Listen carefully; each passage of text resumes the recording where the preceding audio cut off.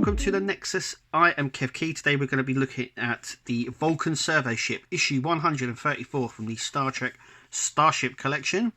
Before we go anywhere else, make sure you give us a thumbs up, subscribe to Deuce channel, and follow us on Facebook, Instagram, and Twitter. So, let's have a little look at the magazine. So it says 20th century, that's when it was used, 1957. That'll be our year. We have a lot of the stats here. The ship itself, it's a bit like a long-range shuttle, a bit like the Runabout would be, but a Vulcan one. And obviously they came to Earth. So this in-universe information here on the ship, we have a nice CG render here of the top view of the ship there.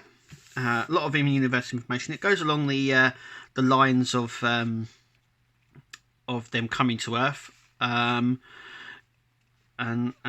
this is all the in-universe information that we get. A lot of it's pulled from the episode of Enterprise, and we'll talk about that in a minute. Here we have the profile page or the plan views, which is what I like. So we get a side view, a back view, and a top view of the ship. It's nice and chunky. It's got the same design specs as a lot of the Vulcan ships have, so that's quite nice. And we have some more information down the side. Then we come on to designing, so the Vulcan survey ship design. Now this goes on how they designed the shuttle, or the escape vehicle, I don't know what you want to call it, which is inside the sort of the mothership. Now they don't really know, and it goes into more detail on here, they don't really know how or where the design actually came from for the survey ship, but it originated from this design here. And then we come on to the write-in of season 2 of Enterprise. So Carbon Creek, which was the second episode of season 2 of Enterprise, which is where the survey ship comes from.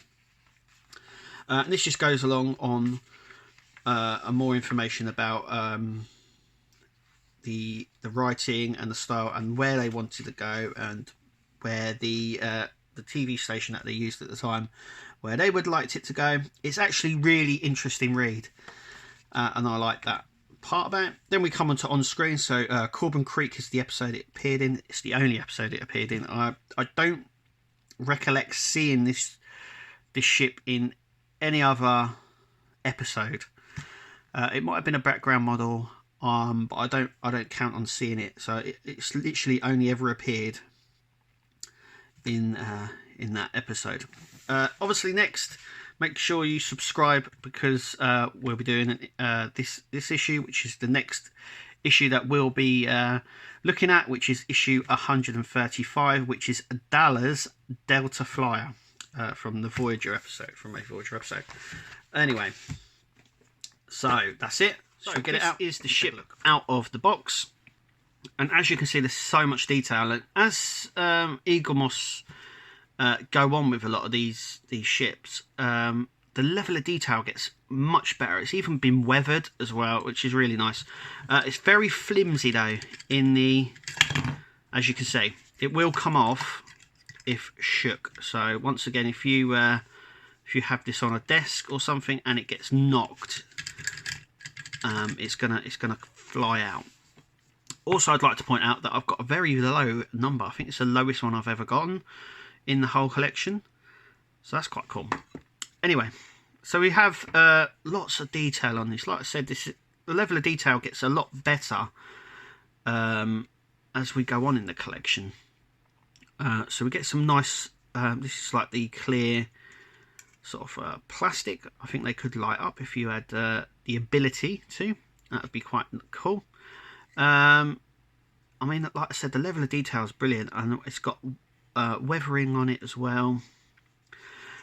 Even right down to these little marks here. Now, if you do get it, don't worry about them. They're little scuff marks from when it entered Earth's orbit. I think when it fell out of the sky, I think it must have picked up a lot of damaged fragments and stuff like that that's hit and scuffed it up, and it's really nice that they've actually put that on the model, which is really nice. So we get these nice glowing bits under here. We get the wings here, as in die cast. I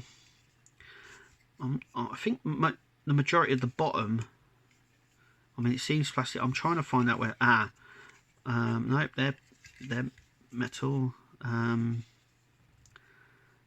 think the bottom section is, but these wings are definitely plastic. It actually doesn't feel like it's got any die cast in it at all. Just like with the Borg probe, I think there is die cast in it. It's probably just a big metal block inside, and that's the way they sort of get away with it, I think. But it's so nice. It's so weathered. There's so much, as you can see, there's so much detail on this, and the weathering is just brilliant. We've even got a little docking little hatch here. But yeah, I mean, I'm quite impressed by it. Though it's not a very familiar or a very popular ship, it is just one that's really nice. It goes with the rest of our Vulcan fleet that we've been gathering. And that's it for us here at the Nexus. I hope you enjoyed. Click to subscribe, give us a thumbs up, and we'll see you at the next video.